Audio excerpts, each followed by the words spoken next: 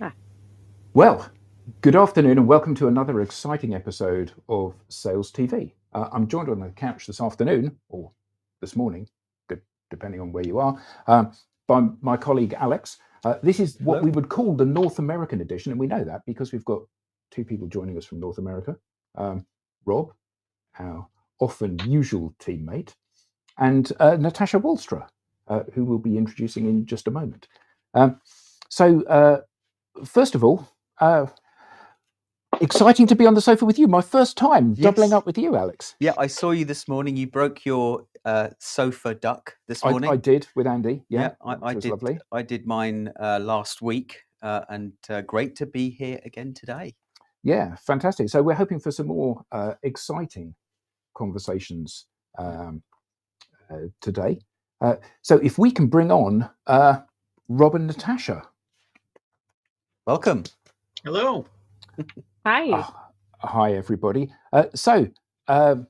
Rob, introduce yourself quickly for those joining again from the UK that didn't have you this morning. Hi, all. I'm Rob Durant. I'm the founder of Flywheel Results, and I work with startups to help them scale. Fantastic. And now to Natasha. So this is Natasha Walstra. She's I'll let her introduce herself, but we're incredibly privileged that she is going to launch her new business now on Sales TV, which is NearBound Strategies. So Natasha, introduce yourself and tell us a little bit about your background and this new venture of yours. Yes, thank you so much for having me. Um, so this is my official launch of NearBound Strategies, but I am also currently advisor at Heritage Brands, where I've sort of been building this concept without even realizing it, because I've been working very closely with CEOs, entrepreneurs, sales professionals to help drive business growth or affect social impact, and do so by becoming a visible leader. And the best way to do that is to exist digitally and have your sort of personal brand, your digital hub of who you are and what you represent. And that's a big part of what I do and what I will be doing more of with NearBound Strategies. What is NearBound? Yeah, so that's great. So when we discussed this, and you said NearBound, and Alex said this as well, it's one of those things where you think to yourself, "Yeah, I'm familiar with that name," and you've no idea why, and you've no idea quite why and what it's about. So for an idiot like me, describe what do you mean when you use the term NearBound? Of course, yeah. So actually, it's something I heard probably about 6 months ago, and there's something about it that, again, that feeling of familiarity, I like kind of clung on to it for whatever reason, and I figured it out months later as to why. But if you think about inbound being marketing and outbound being sales, the future of sales and marketing is nearbound, which is your network, referrals, word of mouth, it's your relationships. And so it's stuff we've all been doing. You guys know extremely well on the social selling side of things. It's just another term that, again, sounds a little bit more familiar, maybe, but it's a way to really leverage your network and your relationships to drive business growth. Yeah, I mean that makes perfect sense. I mean, one of the things that we often see is that your business and the introductions and the value and the equity that you have comes from those people closest to you, and being able to kind of view that in a strategic way and develop that is an incredibly powerful thing. But you said about digital kind of presence and footprint being a really important thing. Now, we met obviously when we spoke about you doing some publishing for me and developing me as a thought leader in this Mhm. space. So I mean, you've got a lot of experience of doing that. So how important is that in the modern world? You know, being perceived as somebody that knows what they're talking about, and what are the different pillars that people need to get in place to maximize the benefit of that? Yeah, so it is funny, speaking originally back around book publishing, and while I was in that world, I totally became obsessed almost with the thought of becoming a published author to drive thought leadership and help with your business goals. But something that I realized while I was there, that it doesn't really matter how great your book is if you don't have a digital presence or are communicating and engaging with your audience. No one will ever know about the book. It's not like if you build it, they will come. You have to be doing things in real time and look at a holistic approach to building and platforming your thought leadership. And so that was actually part of why I left the publishing world, because I felt almost this like moral issue of, I'm trying to sell you something that really it can have such a huge effect. But if you don't exist in the digital world, you're a total ghost. No one's going to ever hear about it. And actually quite the opposite. You're going to lose credibility, because, who doesn't have some sort of social presence on the internet, right? Yeah. I kind of think, that's great for an entrepreneur or solopreneur. You've got this kind of freedom to develop your personal brand, your professional brand, and without real limitation, bring as many of your extended network closer to the center of your network. But what about those businesses or those teams that, certainly if I think about senior sales leadership, they're creating a model, a territory, and they're carving that territory up into lots of little bits. And they're putting salespeople in those territories. It's so difficult for that individual then to lean on perhaps their NearBound strategy, to lean on their, the closest people in their network, because they're given a territory that perhaps they didn't choose or wouldn't have chosen themselves. Do you have any advice or tips for sales leaders that are thinking about territory creation? In that sense, is that an area that you kind of get involved in? Yeah, and I mean, the way that I would look at that is, having established your personal brand and your expertise in the industry you're in, number one, is going to be huge, so that when you do go to a new territory, let's say, those in your network that maybe aren't in that physical location could still recommend you or refer you. And especially if you have that foundation where you look credible, and people are going to be more willing and wanting to refer their network to you as well. So it's really, and I want to be clear too, it's not just about posting on LinkedIn or social channels. It's what happens behind the scenes as well. Those actual relationships that you're building, not just, another follower, another like. It's really about those genuine connections that then would be more inclined to actually refer them to their, colleague across the country, whatever that is. Yeah. Well, and this is where I think there's an opportunity for, sales leaders to work or have their teams work closer together to leverage their relationships from across the region, across the country, in that way, which I don't think happens that much. No, and I even find it confusing too, because so many of the decision makers are in the C-suite, and those are the ones that really do live on LinkedIn as well. And so I know so many sales professionals who aren't active whatsoever on LinkedIn, or have it established, and yes, they're using it for prospecting on Sales Navigator, let's say, but nothing actual about personal branding or sharing, showcasing their expertise. So I find it weird, there's this disconnect between the sales professionals not posting and connecting with the C-suite, who are the decision makers and the ones probably, roadblocking their sales cycle.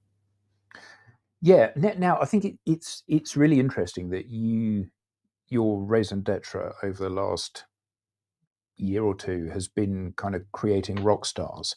Now at the moment you're looking at and working with female founders, aren't you? And kind of elevating them and giving them the support that they need to be the thought leaders that they deserve to be. And I think that is great, because you're leading by example. I mean, I noticed on your LinkedIn profile the other day that you are a LinkedIn top voice for this. So clearly, I mean, you are walking the walk as well as talking the talk. So are you finding that when you're working with female founders, they struggle in a way that men don't, because they lack the confidence, because of the matriarchy and things, glass ceilings and all of this, or does that make them more robust and able to embrace this and go, yeah, I can do this? Yeah, that's an interesting question, and that's an area I'm so excited to be working more with female founders, because I've been through it myself too, and I still, to be honest, I'm struggling with a lot of this, and imposter syndrome. It's quite clear, but it's one of those things that I've been realizing is that we've been told not to show off, take care of other people first, make sure um, we're putting others first a lot of the time. And so a lot of what I'm hearing and what I'm working with my clients on, it's not just around the training and accountability side of things, but it is that mindset and the imposter syndrome, those fears. It's not about me, it's about the product. I don't want to come off like I'm showing off. And so those are the things that I'm just helping them work through it, because it's not showing off, it's your experience and your expertise that you're proud of, and you can share it with your audience and your future clients, and it just helps accelerate your business goals so much more. And so once we kind of talk through it, a lot of my conversations tend to almost feel like therapy in some ways, because I'm going to help push through that and understand what is that roadblock specifically. And most likely I probably felt it too. And I didn't intentionally build my personal brand knowingly. I started it out of fear, actually, because I landed a job in tech sales as an SDR. It was one of those 100 dials a day, cold calling, absolutely soul crushing, and I was having nightmares every day. So but I'm also really competitive, so I had to find a way to hit my numbers, and that's actually how I discovered LinkedIn. So it wasn't like I was going out there to build my personal brand. I was trying to hit my numbers. It was kind of almost out of desperation, but it felt like a more authentic, natural way of doing it. So I'm a salesperson, or I'm a founder, or I'm just about to found my business, and I buy this whole that I need to be seen as the go-to person. I absolutely buy that, particularly as a founder. I have to be seen, but I'm starting from ground zero. And some of the comments that we've heard previously has been, well, it's a bit late. It's not worth me joining Twitter now, for example. It's not worth me joining Twitter because everyone's, already got like thousands of followers, and I'll never be able to catch up. So I'm starting from a ground zero. What are the steps I need to go through as a founder in of a business to put myself as that figurehead in the public domain, so people look at me and they go, well, okay, here's somebody that I could do business with, or here's someone that knows what they're talking about? What are those different pillars that one needs to develop, do you think? There's sort of I don't want to say obvious, but the things that you can pretty much Google, and say, how do I optimize my profile, right? And so you get it set up to look a certain way. But of course, LinkedIn used to be more around job searching, career hunting, right? And now it's really a way to, it's almost like it's your dating profile, right? And it's a way to build trust before you're even interacting with your audience or clients, prospects, etc. And so if you can go into like your profile creation thinking about that one person that you want to talk to, and find a way to make it to connect with them and make them want to continue a conversation or start a conversation with you, that's what I would have in mind as you're setting that foundation and making sure your picture is right, your headlines there, the featured section. Like those are things, again, it's kind of LinkedIn 101, but really thinking and putting yourself in the shoes of those you're talking to, and actually talk to them. Yeah. There's been some great comments so far. Thank you, Kristen, Spencer, and you've been very active. There is a question from Bob Britton, who's been on the show before. But before I go to Bob's point, what you're saying reminds me of social selling. So how do you, like, everything you're saying is pretty much, well, isn't that okay? How is it different? You must get that when you're talking to clients. Isn't what you're talking about social selling? We've tried that. So social selling is part of NearBound, I would Okay. say. Like the whole NearBound strategy includes like all of the networking, the social selling, like that is part of it, but you can't really do social selling if if you don't exist on your digital platforms, right? Yeah. And so what my focus is right now is really on making sure that you appear as credible as you actually are.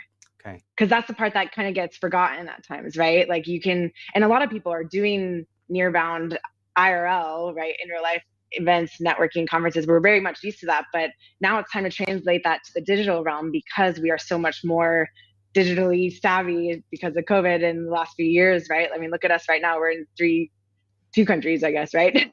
Yeah. I'm actually keynote speaking at a LinkedIn local in New Zealand tonight, or at 2:30 this morning. So, I mean, it's quite wild, but that's part of it, right? That's all NearBounding. Yeah, and it's a great segue into Bob Britton's point, which we've kind of touched on earlier. Bob says, why is geography still a limiting factor? There's no reason to sell territorially in the digital world. In fact, it limits both the company and the seller's productivity. Rob, have you got any thoughts on that? Let's bring Rob into the conversation. Any thoughts on why we sell by territory? Yeah, so Bob's saying, why is geography still a limiting factor? Go ahead. Because that's the way we've always done it. And nobody's given us permission to do anything else. Yeah. If you are waiting for permission, if you are waiting for somebody to approve, keep waiting. We're at the age now where it's time to do. It's time to take action and then ask for, seek forgiveness rather than asking for permission. The digital age is happening so quickly. Be smart, be respectful, be conscientious of how you're putting yourself out there and how you're representing your brand, but just do these things. Yeah. Try it and fail. Failing is okay. And we've got another question here from Jeff Matlow. What are good/bad methods to transition from social credibility to social selling? You want to have a go with that, Natasha? Yeah. That's a really good question. I think when I'm not really sure there is that transition, because when you're being credible, you don't actually really sell. You're solving people's problems, right? And then people are going to want to work with you. They may not even realize that you sold or pitched them, right? You're actually just solving their problem. And so I don't think they're really, it's almost like it does, that line doesn't exist. Yeah, Rob?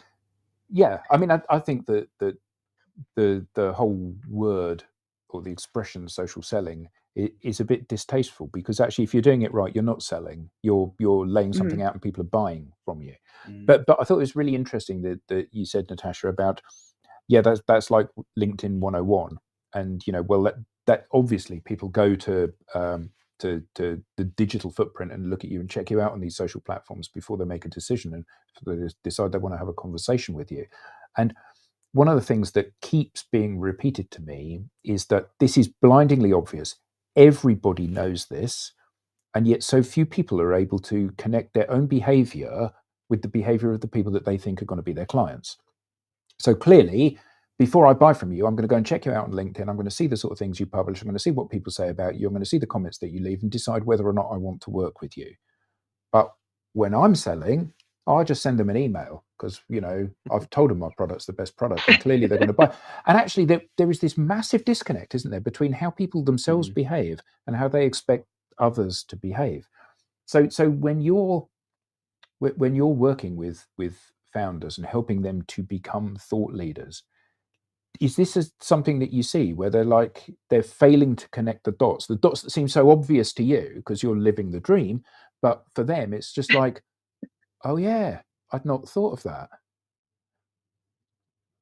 Yeah, well, that's actually why the program I've created isn't just around the 101 basics or even the training and best practices. It's around accountability. I have weekly huddles with my clients to make sure they're actually doing what we say they're going to do. Yeah, and so when we are working with organizations, typically the go-to excuse, and there are always excuses. The go-to excuse is, I was really busy, I didn't have time. And so what are you seeing as some of the levers that you need to pull to make sure that people do these things? Because, you know, knowing it is one thing, doing it is something entirely different, and doing it repeatedly, week after week, month after month, is a different thing again. I drive it back to how it's going to help them make more money. If they spend, and it's an ask of mine, I do say, you know, I'm not asking you to spend hours and hours on LinkedIn by any means, but if you commit to 30 minutes a day, and again, this isn't just about posting, it's about connections, it's about DMs, it's about comments, they're going to start seeing results very quickly. And so, you know, I use in real time, I'm a case study for this. The last, I don't know how many deals I've closed came from some sort of activity I did on LinkedIn. I can point to each of the activities too. And again, it wasn't always a post. It was a comment on Twitter I made that led to a coffee that led to me working out with a state senator, right? Like things like that are just so enticing. I can tell these stories and point to them and say, let's do it for you now. And it'll make money for you or help you get to your goals, whatever that is. And so driving it back to ROI is typically how I have to look at this. and then they're more inclined. So we've got another question here from well, it's more a statement. I'd love to get your view on, Natasha. Bob says the AIDA model still applies when building your digital brand. Grab their attention, it's the A, get them interested, have them make a decision, and get them to take action. I'm not sure I fully agree, but what are your thoughts on that comment from Bob? So I think a lot of times what I'm seeing, and I'm not sure if I totally have this right, but you know, people expect things to just happen once they see these comments or posts, or you know, once you build your personal brand and you start to do these type of networking, that people are just still going to just come to you. It doesn't work that way. There still has to be conversation. There still has to be you know, some back and forth and follow up and all the standard things. But I think, you know, there is a balance there, I'd say. Yeah, I think, you know, for me, the balance is the difference between that traditional selling. So I want to force them to take the next step. I want to get them to take the next step versus actually, I'm going to demonstrate that I am a trusted advisor. I'm genuine and authentic, and I'm going to encourage my target audience to walk towards me without them feeling like they're forced to go anywhere. Do you agree? Yeah, I do. Yeah, I mean, I think that one of the things that is, I think, interesting about the modern sales environment is that lots of people still hope that there is a secret key to unlock huge volumes of inbound and people knocking on the door to buy stuff. And you know, organizations and individuals are desperate to produce something that goes viral because, you know, it'll be seen by 1 million people and then the phone will start ringing. Or I'm going to post a really insightful piece of content. Often it's not consumed, but that aside, you know, an insightful piece of content, and then the phone will ring. And actually, one of the challenges that I often see is that people's expectations needs to be remapped. You know, there was a client that we worked with, and they posted a piece of content, and it got seen by 6.5 million people, and got 39,000 likes, and didn't generate a single piece of inbound. Wow. And because the truth of the matter is that if you're selling something complex, people are not going to do your sales job for you. And all this can do, you know, whether or not that's networking in the virtual space using LinkedIn and tools like that, or whether that's networking in real life at networking events, it's all about conversations, particularly in the B2B space. It's all about having conversations. So I guess the question to you, Natasha, is how have you found getting this message embedded with people? Because all of us hope that there's going to be a magic on switch. You know, I'm going to press the easy button and then everything will be all right. And actually, these days, that's delusional behavior, isn't it? The silver bullet. Yeah. Silver bullet, indeed. So I kind of go back to that idea of talking to that one person. And a lot of times that one person probably isn't on LinkedIn and consuming it as much as we are, who are very, active and productive on LinkedIn, let's say. I think when you're talking to that one person and you're paying attention to the conversations you're having outside of the platform, right, in the DMs, or virtual coffees and such, I think that's more important than looking at the likes and the impressions, because at the end of the day, it may not actually make you any money. But if you're talking to that one person and solving their problem, when you go and message them and then they check your profile, right? They're not going to automatically go to it just because of what you're sharing. When they see on your profile in your featured section that you're solving their problem, then they're going to be more inclined to actually have that conversation, and maybe this can lead to something. But if you're only focusing on the likes and the impressions and what the other top creators are doing, it's not going to help with your business goals. You all have something different, right? And so I think that's the part that's most important, is to let go of those metrics and talk to that one person. Yeah, vanity metrics or lazy metrics. Yeah. Yeah. On the topic of metrics, and I want to bring Rob in for this one. We've got another question from the audience here. This time, or again from Jeff Matlow. Thank you, Jeff. The question is, Rob, what do you think are the most important metrics in establishing social credibility? He goes on to sort of say, followers, top voice badge, comments on posts. But those aside, what do you think are the metrics? Sales. I love the way you start with that one word answer. Yeah. And if it's not leading to commercial intent, it doesn't matter. Yeah. I want to go back to the question that was earlier. When do you transition from NearBound to social selling? Never. It's not about selling. I tell my students all the time, success in life is not about what you know.